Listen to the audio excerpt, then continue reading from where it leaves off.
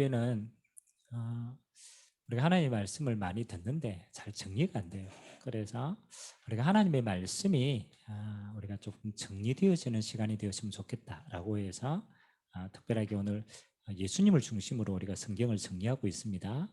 오늘의 하나님의 말씀은 필립보서 2장 5절에서 11절까지 한번 보도록 하겠습니다.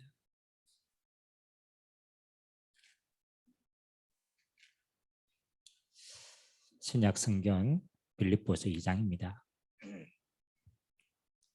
5절에서 11절 한 절씩 교독합니다. 너희 안에 이 마음을 품으라. 곧 그리스도 예수의 마음이니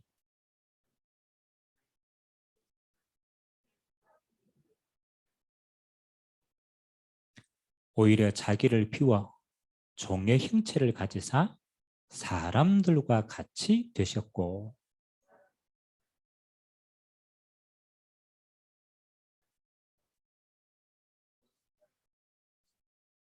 이러므로 하나님이 그를 지극히 높여 모든 이름 위에 뛰어난 이름을 주사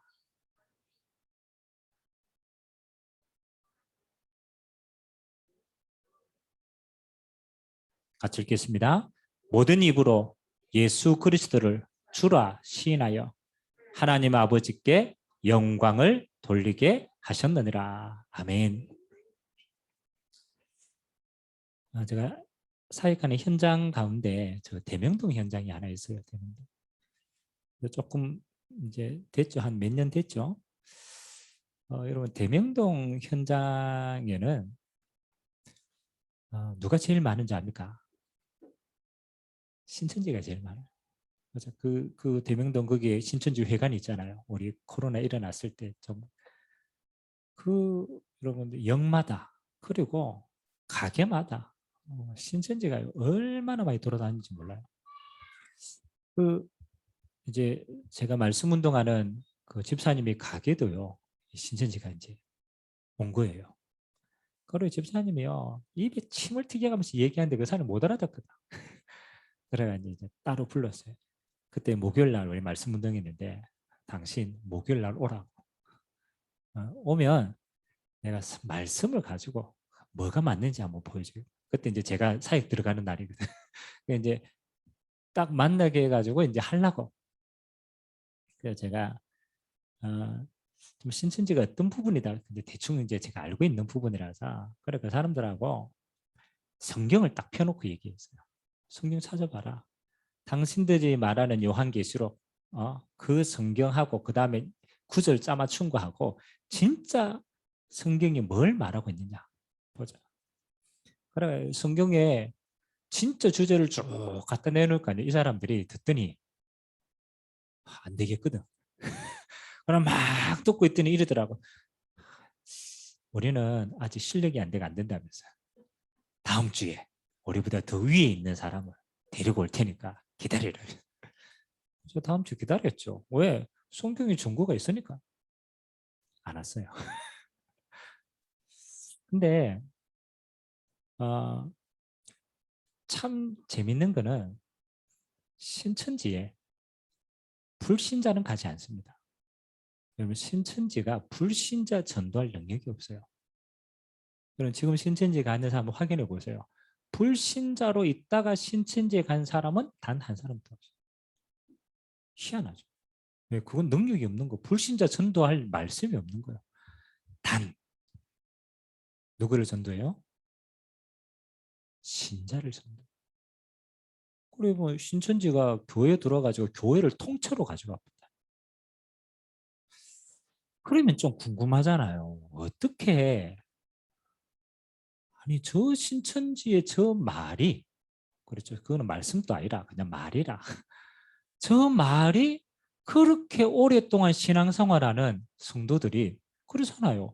저걸 왜 구분을 못할까? 그렇죠. 신앙생활 20년, 30년 했던 장로님, 집사님들이 지금 어디 가 있냐면 신천지 가 있다. 그게 맞다라고 입에 개거품 물고 이야기를 한다니까. 말도 안 되는 내용인데. 그걸 보면서 제가 뭘 깨달았느냐. 그래. 교회는 많은 메시지를 듣고 있지만 실제로 정리가 안 되구나. 여러분 스스로를 가만 보세요. 올해요 메시지 많이 들었습니다. 근데 신천지에 이런 만나가 이야기해 볼 만하면 있어요, 없어요? 잘 안 떠올라. 그 사람들은 몇 개 없어요. 이렇게 짜맞춰 가지고 그거 단계별로 몇 개 없다니까요. 그거 가지고요 맞다라고 생을 걸고 이야기하는데 우리는 그걸 반박할 수 있는 메시지거든요. 그건 반박이 중요한 게 아닙니다. 우리에게 하나님의 말씀이 참 정리가 안 돼 있구나. 그래서 제가 오후 예배 때는 좀 신학적으로 깊이 있는 내용들 말고 그냥 가장 성경의 근본이 되는 말씀들을 여러분들이 한 번은 정리를 한번 하셔야 돼요. 정리를. 그래서 그런 입장에서 우리가 좀 말씀을 찾아보기도 하고 이렇게 맞는구나. 그거 이해하기도 하고 조금 그런 응답의 시간이 되었으면 좋겠습니다. 오늘 만유의 주인이신 예수 그리스도.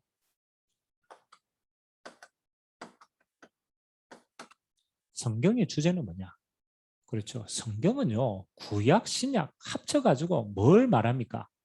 이거 얘기하는 겁니다. 성경의 주제는 예수 그리스도입니다. 이게 아니다라고 하면 이단이에요. 그렇죠. 이단의 기준이 이거라니까. 예수님이 그리스도를 성경의 주제를 말하는데 이게 아니다라고 하면 이단이에요. 그래서 또 이래 나오니까 목사님 여기 예수가 그리스도 이게 성경의 주제가 성경에 나와 있습니까? 확인을 해봐야 돼. 나와 있어요 성경에? 안 나와 있으면 우리는 찾아봐야 돼요. 그래서 저는 이단들 만나면 제일 먼저 보는 성경 구절 가운데 하나가 요한복음 20장입니다. 요한은 이 사복음서의 통틀어가 내용이 주제입니다. 요한복음 20장 30절 31절 꼭 우리가 소유하고 있어야 될 주제입니다. 요한복음 20장 30절 31절 찾았으면 천천히 우리 같이 한번 합독하도록 하겠습니다. 시작. 예수께서 제자들 앞에서 이 책에 기록되지 아니한 다른 표적도 많이 행하였으나 오직 이것을 기록함은 너희로 예수께서 하나님의 아들 그리스도이심을 믿게 하려 하며 또 너희로 믿고 그 이름을 힘입어 생명을 얻게 하려 함이니라. 아멘.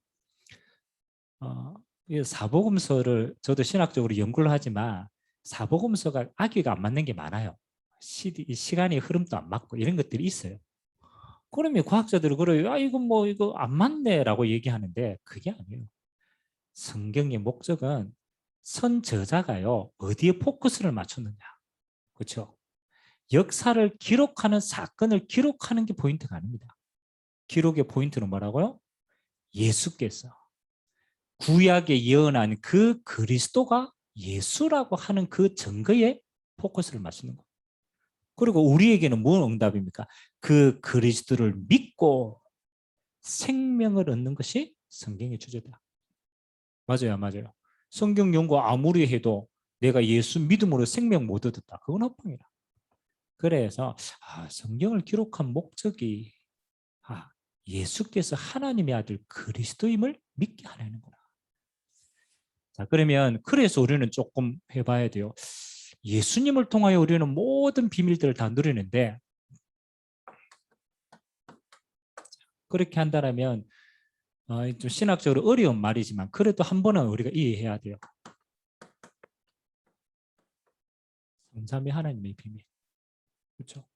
예수님이 나를 본 자는 아버지를 본 것이다. 나와 아버지는 하나다.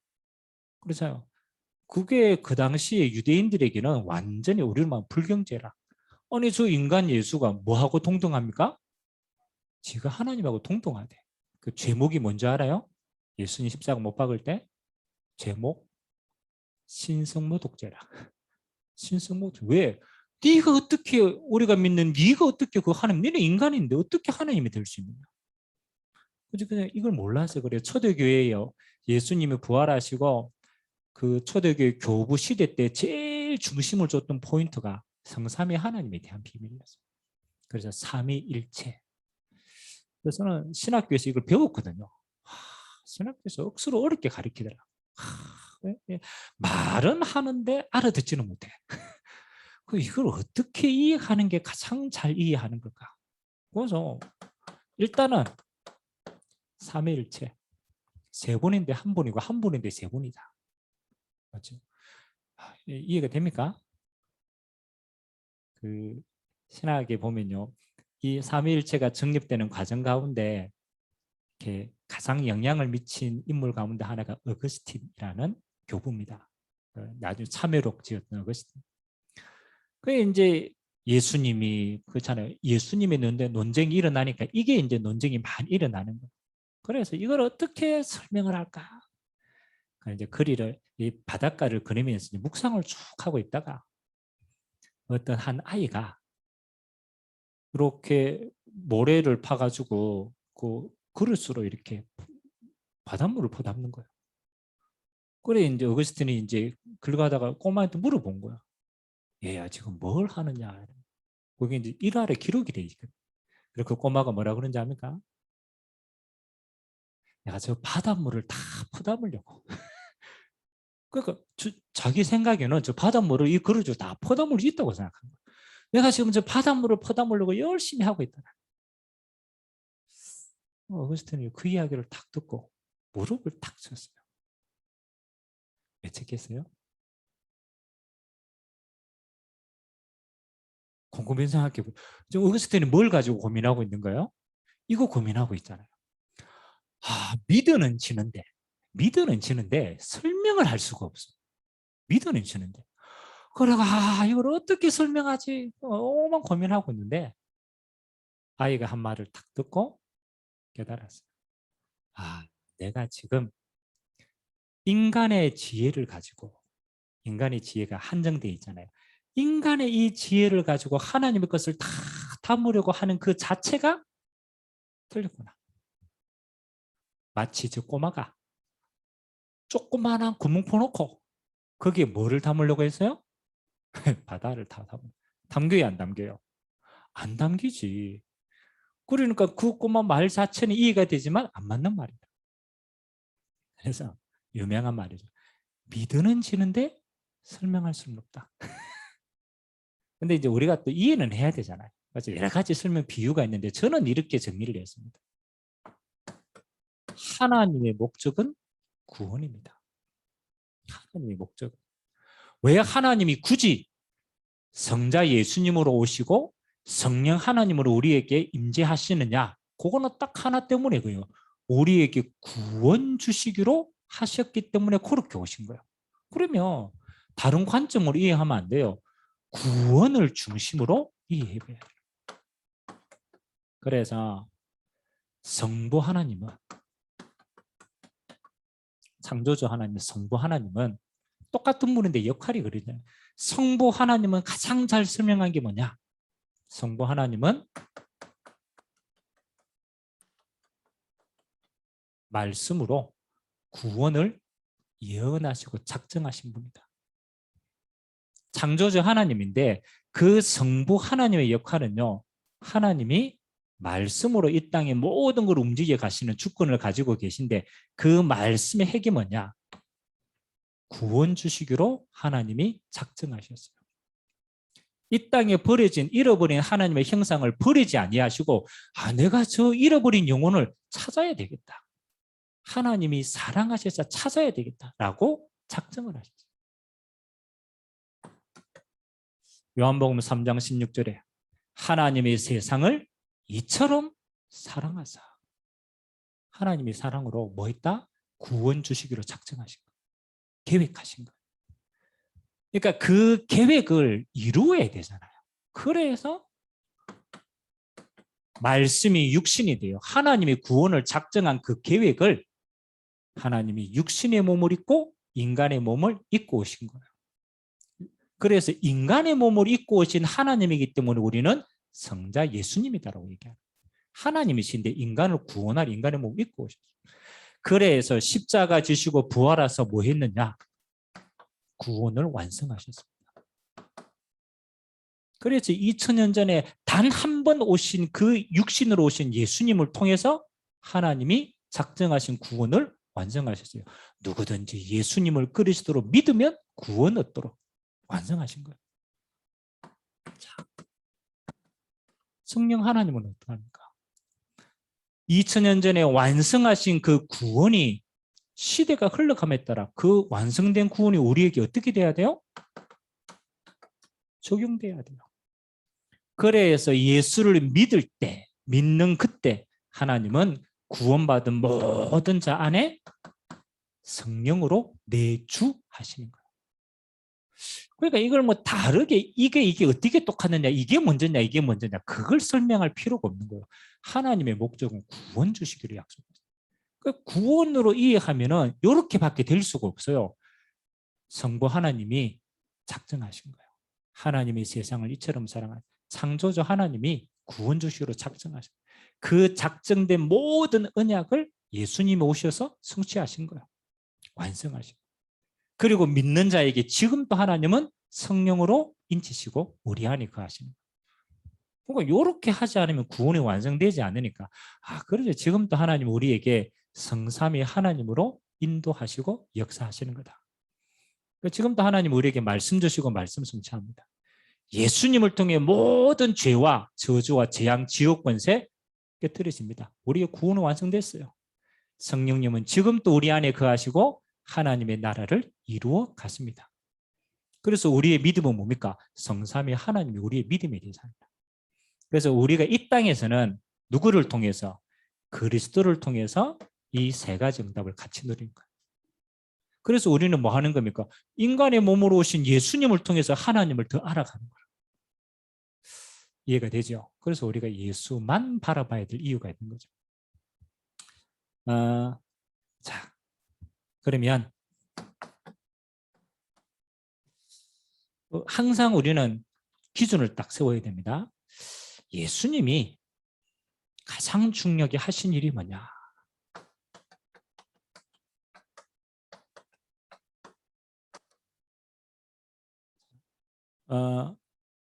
저는 예전에 신앙생활을 하면서 예수 그리스도에 대한 비밀을 많이 들었는데 딱 정리가 잘 안 되더라고요. 그것도 우리는 예수 그리스도를 같이 부르기도 하고 맞잖아요. 그리스도라고 얘기하고요. 또 예수님이라고 얘기하기도 하고. 예수님이 무슨 일을 하셨을까?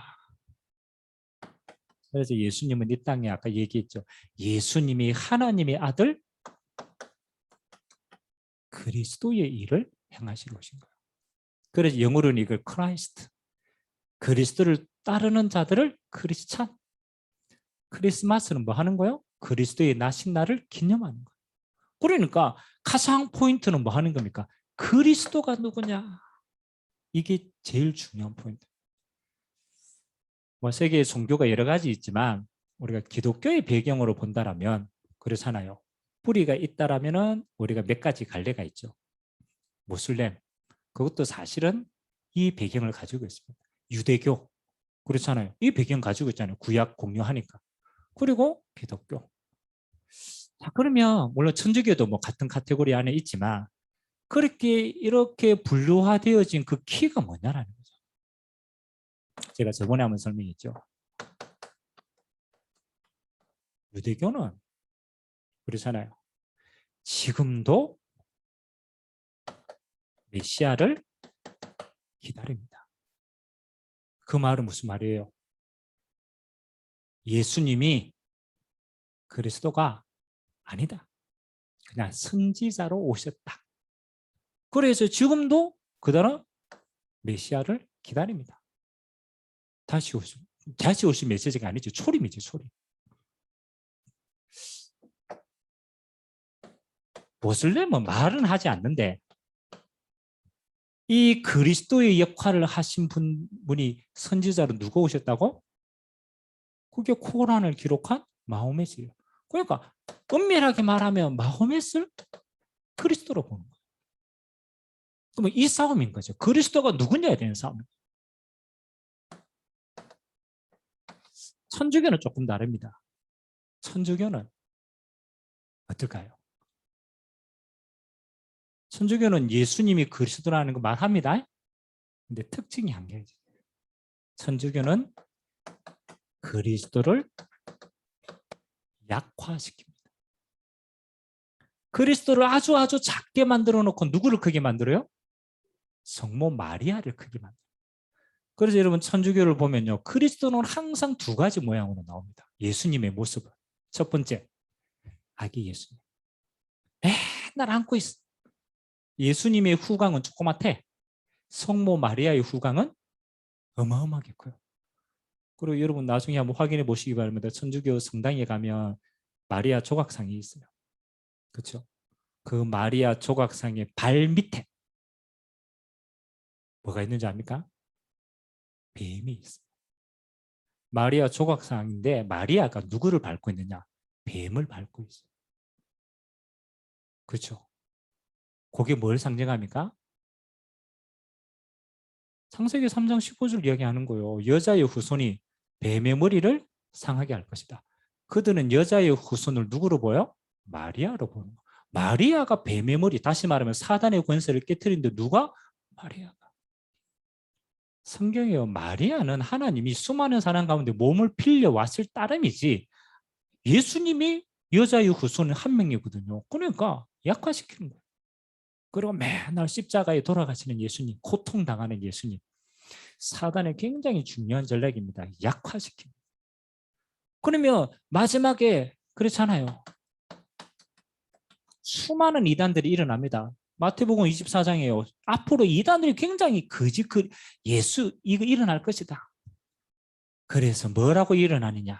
내가 누구다? 그리스도다. 그러니까 저 신천지 이만희 내가 누구다? 내가 그리스도다. 다시 오실 재림 예수다. 그러잖아요. 저 이만희부터 시작해가 뭐 오만 사람 다. 이만희가 그리스도가 될 거면 나도 그리스도가 될 수 있지. 맞잖아요. 다 그리스도가 될 수 있지. 그러니까 이 싸움인데 사단이요. 이거를 그리스도가 누구냐를 가지고요. 모든 걸 다 가려는 거예요. 그만큼 우리 구약 성경이 뭡니까? 메시아. 히브리어로는 메시아가 똑같은 말이에요. 그리스도, 기름 부음을 받은 자. 하나님이 약속하신 그리스도 메시아. 자, 그러면 우리가 그리스도의 뜻이 뭐다라는 건 우리가 알고 있지만 그리스도의 조건이 어떻게 돼야 되느냐. 그렇죠? 왜 이 사람들은 유대인들은 그리스도가 왔는데 아이라고 얘기합니까? 그러면 그리스도의 조건이 안 맞았기 때문에 아이라고 얘기한 거잖아요. 왜 마호메스 그리스도라고 얘기합니까? 이 조건에 저희들은 맞다고 생각합니다. 여러분 한 번도 고민 안 해봤죠? 그리스도의 조건. 어떤 사람이 그리스도가 될 수 있습니까? 자, 생각해 보세요. 그리스도의 일은 우리에게 구원자가 되어야 되잖아요. 그러니까 구원자의 조건이 다 이루어야 돼요. 구원자의 조건. 그래서 여러분 굉장히 중요합니다. 창세기 3장 15절에 원시복음이거든. 뱀을 저주하면서 하나님이 이렇게 얘기했어요. 니하고 뱀하고 원수시간이 될 것이다. 뱀의 후손은 네 다리를 상하게 하고 그 여자의 후손은 네 머리를 상하게 할 것이다. 라고 예언한 거예요. 여인의 후손. 이렇게 얘기했고요. 또 시간이 오래 지나고 난 다음에 하나님이 이사야 선지자를 통해서는 이렇게 표현했어요. 이사야 7장 14절. 보라, 처녀가 잉태하여 아들을 낳으리니 그 이름을 임마누엘이라 하라. 그리고 예수님이 이 말씀 그대로 오셨는데 마태복음 1장 21절에 강조하는 게 있어요. 물론 예수님이 오셨다. 그렇잖아요. 저 마구간에 오셨다. 강조했지만 그게 강조점이 아닙니다. 이거 굉장히 강조 말해야 합니다. 동정녀 말이야. 남자를 가까이 하지 아니했는데 성령으로 잉태했기 때문에 이렇게 했습니다.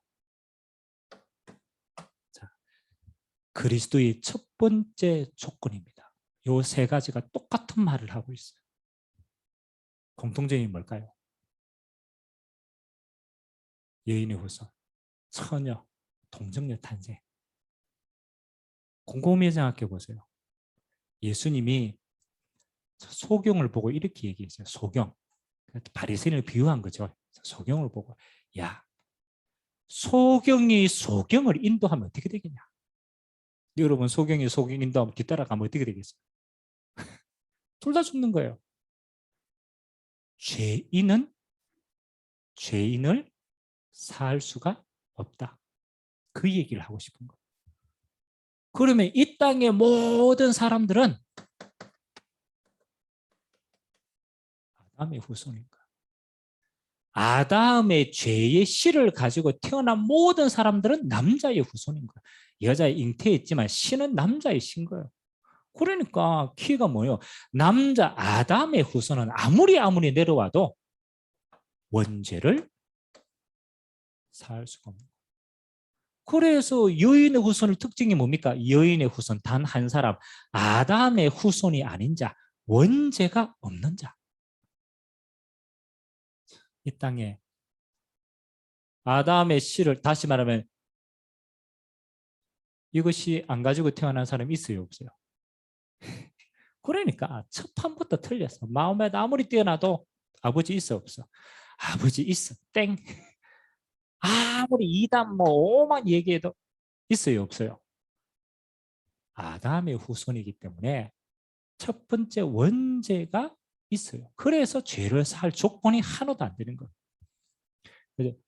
구원자의 첫 번째 조건 뭐예요? 아담의 후손 원죄가 없어야 된다. 그래서 성경에는 동정녀. 그래서 하나님이 직접 오신 거. 왜? 하나님만이 원죄가 없기 때문에 하나님의 영이 하나님 자신이 인간의 몸을 입고 오신 거예요. 그래서 이거는 굉장히 중요한 이야기입니다. 여러분들 앞으로 수많은 이단이 와도 확인해야 돼요. 그 사람이 메시아가 될 수 없다. 왜? 죄인이기 때문에. 아멘.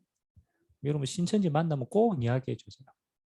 2만이고 3만이고 상관없이 그렇잖아요. 아무리 당신 재림 예수가 될 수 없는 조건, 당신은 아담의 후손이다. 죄인은 죄를 사할 수가 없다. 두 번째, 여러분 예수님이 계속 이 땅에 오시자마자 예수님이 하신 말씀이 있어요. 많은 사람을 살려고 오지만 나는 죽으려고 온다. 맞아요, 안 맞아요? 더 살려고 태어났는데 예수님은 처음부터 이거 얘기했어요. 십자가 얘기했어요. 죽어야 됩니다. 구원자의 두 번째 조건. 죄 없는 분이 죄인을 위해서 대속하셔야 되는 거예요. 대속. 그래서 성경은 이야기합니다. 예수님은요 계속 요거 얘기하시고 두 번째 십자가 져야 된다. 내가 반드시 죽어야 된다. 왜? 대속해야 되니까. 모든 인류의 죄를 대신 지고 내가 대신 사해야 된다. 생명은 피에 있기 때문에 반드시 피 흘려야 된다. 그래야 생명을 얻을 수 있다. 그래서 예수님은 끝까지 십자가 지는 거 당연하게 끝까지 이거 대속했어요. 마가복음 10장 45절 예수님이 십자가 지는 걸 얘기합니다. 많은 사람을 위한 대속물로 나는 왔다. 대속 제물이다. 그래서 대제사장으로 오신 거죠. 세 번째, 하나님이라는 정구로 반드시 뭐 하셔야만 되냐? 부활하셔야만 돼요. 부활은 우리에게 영생을 주셨던 영원한 생명을 주신 기준이고요. 하나님만이 하실 수 있는 거라. 그래서 하나님의 증거가 있어야 돼요. 부활. 그리고 이건 조건은 아니지만 그 부활하신 주님이 다시 재림하시는 것. 구원자의 조건, 그리스도의 조건. 그리스도의 이런 왕제사장 선지자의 완성이지만 내용은 이렇습니다. 동정녀, 대속, 부활, 다시 오실 그분, 구원자. 그래서 왜 혹시 이단들 가운데 죽었을 때 꼭 하는 이야기가 있어요. 그렇죠? 얼마 전에 저 하나님의 교회 안산홍 죽었거든. 옛날에 또 문선명 죽었거든. 죽으면서 꼭 남기는 유언이 있어요. 뭘까요? 내가 다시 부활할 것이다. 내 부활할 거니까 내 시체를 뭐 하지 말라? 묻지 마라. 그리고 방부제 처리해가 났어요. 뭐 한다고? 부활한다. 한 놈도 부활 안 했어. 한 놈도 부활. 이 세상에 부활하신 증거를 가지신 분은 딱 한 분밖에 없어요. 누구? 2000년 전에 오신 예수님만. 여러분이 확실하게 가져야 돼요. 왜 예수님을 그리스도라고 자꾸 얘기하느냐? 그 조건이 뭐고 왜 그렇다고 얘기하느냐? 여러분 구약의 유대인들은 몰랐다니까요. 십자가에 죽었는데 그게 예언되어진 거 몰랐다니까요. 구약에 예언이 났어요. 처녀의 몸에서 잉태하실 것을 동정녀 없을 것을. 그리고 반드시 십자가에서 죽을 걸 예언을 다 해놨어요. 그래서 예수님은 그 예언 그대로 성취하시고 십자가에서 부활할 것을 예언해놨어요. 다시 올 것도 주님이 말씀하셨어요. 그래서 예수님만이 그리스도다. 단 한 분. 속지 마시기 바랍니다. 내가 재림 예수다. 얼토당토다. 그래서 예수님이 하신 일이 그냥이 아닙니다. 그리스도의 일을 하셨다. 그러면 세 번째, 그리스도의 일이 뭡니까? 요거는 조건이고 요거는 그리스도가 누구냐에 대한 싸움이고, 그러면 그리스도의 조건이 뭐냐? 여기에 이제 우리가 나오는 거예요. 그리스도라는 뜻은 요 뜻입니다. 기름 부음을 받은 자다. 영어로는 the anointed one. 기름 부음을 받은 그분이다. 그래서 구약의 수많은 사람들이요, 딱 세 직분을 예언하셨어요. 선지자를 세울 때 기름을 부었어요. 그래서 얘기한 겁니다. 참 선지자가 오실 것이다. 근데 수많은 선지자가 왔는데 다 죽여버렸어요. 그래서 참 선지자로 오실 것이다. 두 번째, 왕을 세울 때 기름을 부었어요. 수많은 왕들이 왔는데 다 또 무너졌어요. 그래서 그냥 왕 말고 참왕으로 오실 것이다. 제사장을 세울 때 기름을 부었어요. 그냥 제사장이 아닙니다. 대제사장, 참 제사장. 그래서 세 가지 직분의 응답을 가지고 오신 분이 그리스도입니다. 참 선지자, 참 왕, 참 제사장. 이게 세 가지 직분입니다. 그럼 봐야 돼요. 왜 그리스도가 오는데 선지자로, 왕으로, 제사장으로 오셔야만 됩니까? 여기에 이제 이유가 있는 거예요. 가장 첫 번째, 선지자는 뭐 하는 사람입니까? 하나님의 말씀을 전달하는 사람이에요. 그게 하나님 만나는 길을 계속 선포하는 겁니다. 하나님 만나는 길. 요한복음 14장 6절. 예수님이 친히 당신을 두고 이렇게 했습니다. 내가 곧 뭐라고? 길이요, 진리요, 생명이다. 그래서 성경에는 원어에는 좀 다르게 표현합니다. 내가 곧 그 길이요. 그 길이 뭡니까? 구약의 예언 대신 그 길이라. 그 진리요, 그 생명이다. 그래서 예수님이 수많은 선지자가 아니고 하나님 만나는 유일한 선지자로 오셨다. 하나님 만나는 길을 여신 겁니다. 그리고 말하면 제사장은 하나님과 우리 사이에 있는 죄의 담을 깨트려야 되니까 제사장은 희생을 얘기하는 거예요. 희생제물. 죄의 깨트리. 왕은 뭐 하는 겁니까? 통치입니다. 통치. 부활하셔서 사단이 빼앗겼던 모든 이 땅의 통치를 왕으로 오신 그리스도를 통하여서 뭐 하는 거요? 하나님 나라로 통치하시는 거예요.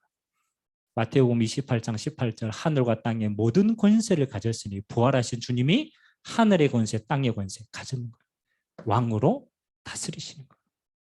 그래서 모든 만물이 그 이름 앞에 복종하는 겁니다. 당연히 사단도 복종하게 되어 있어요. 이건 꼭 기억하셔야 돼요. 기름 부음 받은 참 선지자, 참 왕, 참 제사장. 하나님 만나는 길을, 사단의 모든 권세를 하나님과 우리 사이의 죄의 담을 깨뜨리신 바로 그분이시다. 자, 그러면 예수님이 그리스도, 이거는 이제 복음이잖아요. 그렇잖아요. 그 초대교회 복음 전하는 내용은 딱 하나였습니다. 너희가 십자가에 못 박은 이 예수가 누구라고? 그리스도다. 이 복음의 내용입니다. 예수님이 그리스도다. 이거는 전도. 내가 영접할 때는 예수님은 그리스도. 요 고백할 때. 그렇잖아요. 그 고백은 나의 고백. 그러면 여러분의 누림은 어떻습니까? 구원받고 난 다음에 우리의 누림은 뭐냐? 예수님이 말씀하셨어요. 부활하셔서 하늘로 올라가기 전에 뭘 얘기합니까?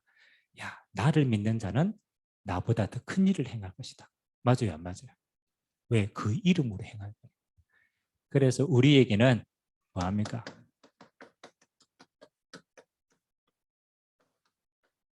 예수 이름의 권능을 주신 거예요. 그래서 너희가 내 이름으로 무엇이든지 구하면 듣겠다. 왜? 완성된 응답. 네 이름으로 기도할 수 있도록. 네 이름으로 기도할 때 뭐예요? 귀신이 떠나가며 예수 이름 앞에 흑암이 무너진다. 그래서 요거를 가장 잘 설명한 성경 구절이 베드로전서 2장 9절입니다. 베드로가 이 응답을 다 받고 보니까 그래서 우리가 누군가라는 것을 깨닫게 된 거예요. 우리가 그리스도인이다 라는 말은 요 응답입니다. 베드로전서 2장 9절 한번 찾아볼까요?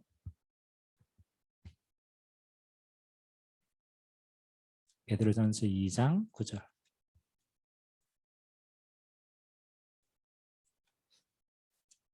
자, 같이 한번 읽겠습니다. 시작.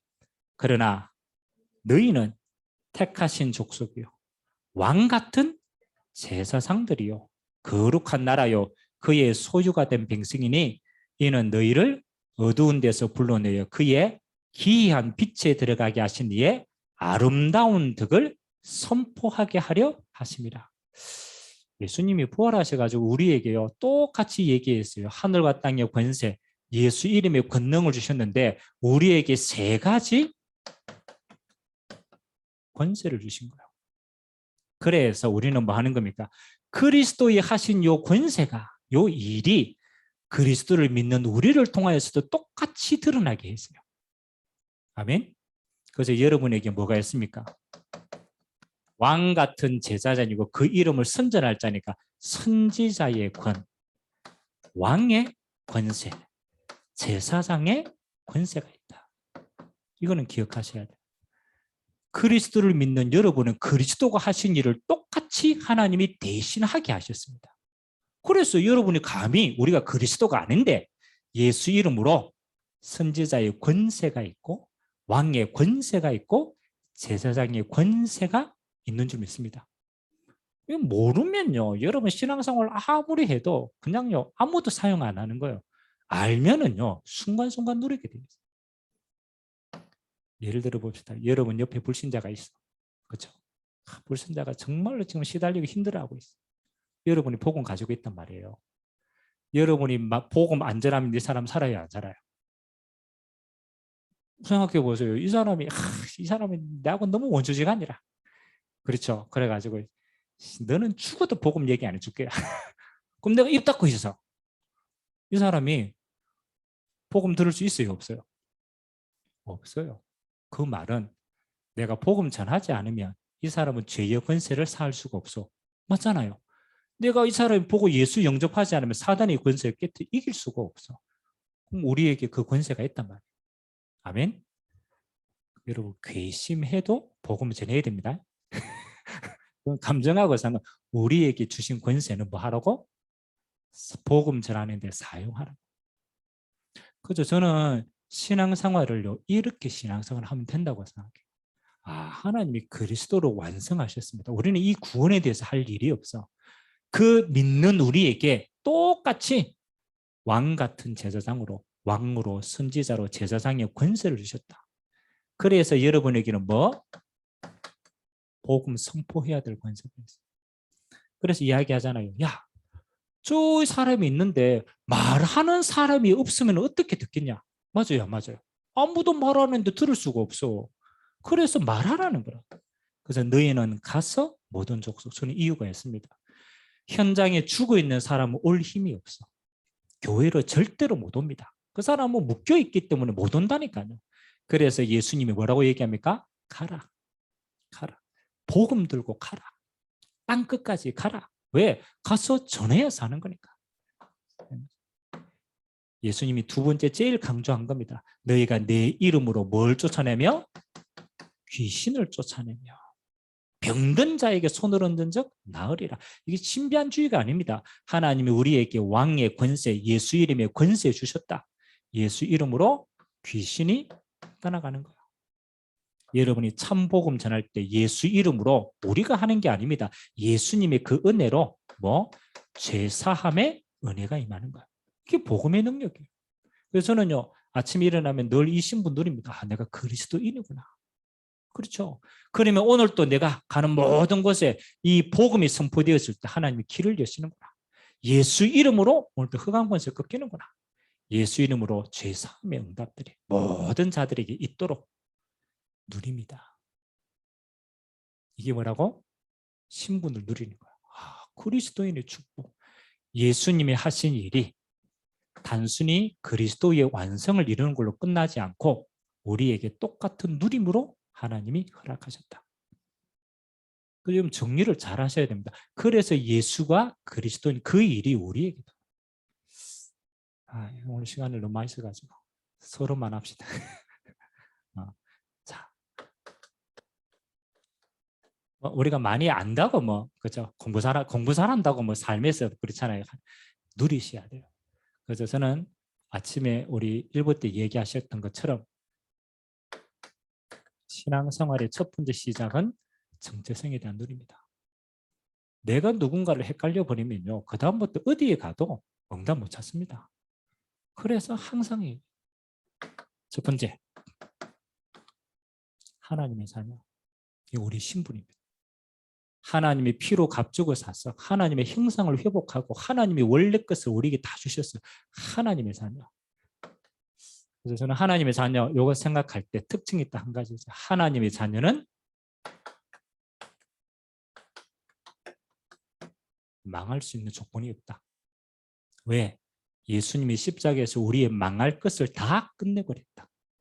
우리의 죽음도, 우리의 지옥 권세도, 우리의 죄의 권세도 망할 조건을 완전히 끝내버렸어요. 그래서 여러분, 하나님의 자녀는 여러분 아무리 몸부림쳐도 망할 수 없어요.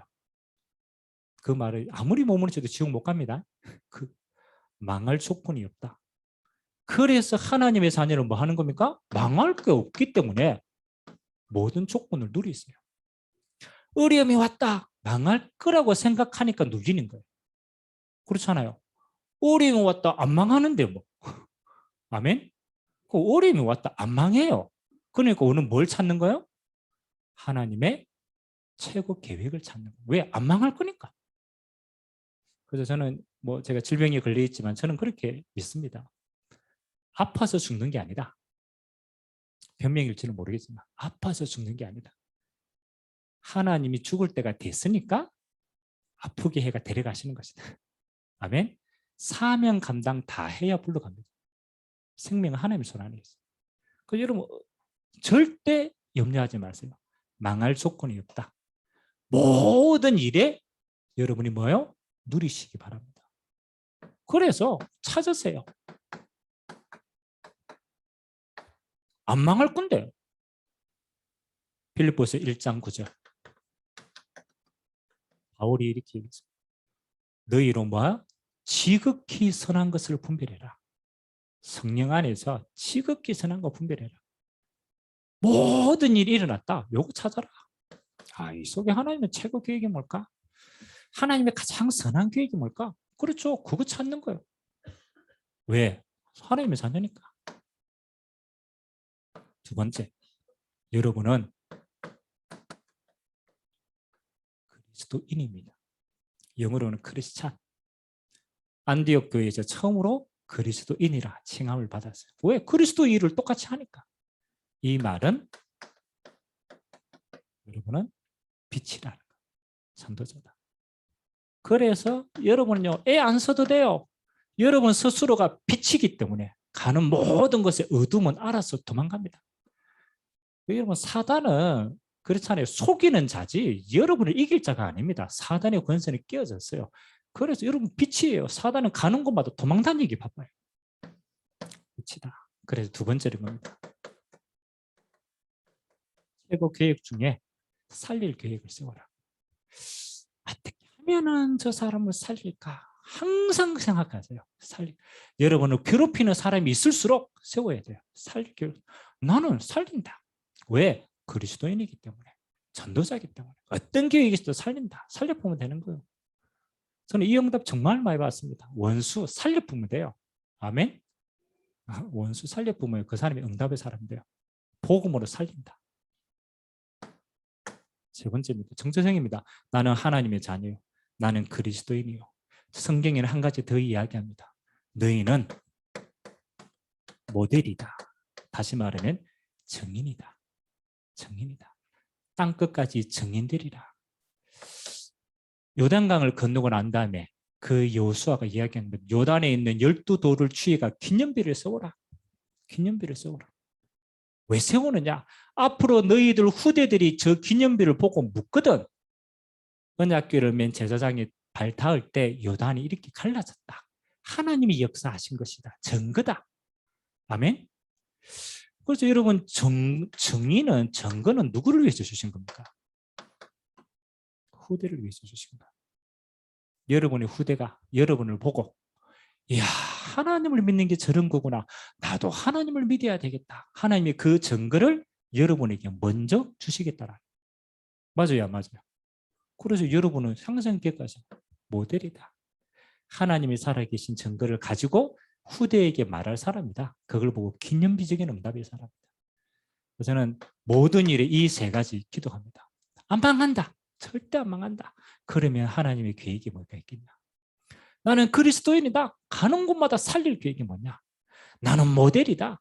내게 주신 걸 내 혼자 만족하지 말고 이 증거를 후대들에게 보여줘야 된다. 저는 교회를 개척하면서도 이 마음 담았어요. 앞으로 개척할 많은 목회자들이 있는데 내가 부족하지만 모델이 되어야 되겠다. 그래서 앞으로 개척하는 사람에게 말할 게 있어야 될 거 아니에요. 그럼 모델이다. 내 증거만이 아니고 미래를 위한 증거다. 이걸요 여러분들이 늘 어디를 가든지 기억하세요. 이거 기억하는데요 시간 얼마 안 걸립니다. 회사 갔다. 나는 하나님의 자녀. 난 그리스도인. 나는 증인이다. 하나님 오늘 또 최고 계획 살릴 계획 주시고 하나님이 함께하는 증거 허락하여 주옵소서. 이걸 통틀어가 우리는 이렇게 얘기합니다. 하나님의 나라. 나를 통해 하나님의 나라가 이렇게 임한다. 그래서 여러분 신앙생활은 추상적인 게 아닙니다. 신앙생활은 굉장히 영적이고 과학적인 겁니다. 여러분 스스로가 이걸 딱 진짜 그리스도의 비밀을 누려보면요. 여러분의 현장에는요. 그 증거가 그대로 드러나게 되어 있습니다. 이번 한 주간도 멋있는 그리스도인의 증거 있게 되시길 주님의 이름으로 기도드립니다. 자, 우리 잠깐 한 1분만 기도합시다. 조용히 생각하면서 예수가 그리스도다. 그 그리스도가 우리에게 그리스도의 대사로 파송하셨다. 오늘도 하나님 왕 같은 제사장으로 이 하나님의 아름다운 덕을 선포할 자로 하나님 우리를 사용하여 주시고 우리가 흩어져 있는 모든 현장에 하나님 자녀의 축복, 전도자의 축복, 또 후대에 세울 모델의 축복, 증거 허락하여 주옵소서. 우리가 참 합심으로 한번 말씀 잡고 기도하도록 하겠습니다. 주는 그리스도시요 살아계신 하나님의 아들이심을 고백하십니다.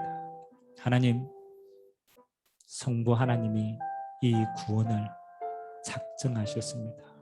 하나님의 세상을 이처럼 사랑하사 독생자를 허락하여 주셨습니다. 성자 예수님은 이 땅에 인간의 몸을 입고 오시어서 모든 인류의 죄를 지시고 십자가에서 다 이루었다 언약하시고 3일 만에 부활하셔서 하나님 그리스도의 구원의 완벽한 일꾼을 이루셨습니다. 성령 하나님을 믿는 자 안에 고백하는 자 안에 지금도 우리와 함께 하시사 하나님이 그리스도의 일을 드러날 수 있도록 우리에게 성령으로 충만케 역사하여 주옵소서.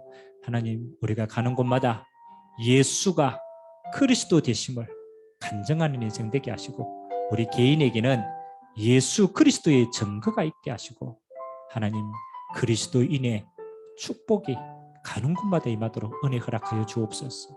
어느 현장에 있고 어느 시간표에 있든지 잊지 않도록 하나님의 자녀인 것을, 그리스도인인 것을, 우리 후대에게 증인으로서 모델인 것을 기억하게 하시고, 우리의 걷는 그런 걸음마다 하나님이 함께 하시는 증거 허락하여 주옵소서. 보호자로 임하시는 하나님의 나라의 축복이 주의 종들의 모든 곳곳마다 하나님이 그 성령의 역사가 있도록 주님이 축복하여 주옵소서. 예수 그리스도의 이름으로 축복하며 기도하옵나이다. 아멘.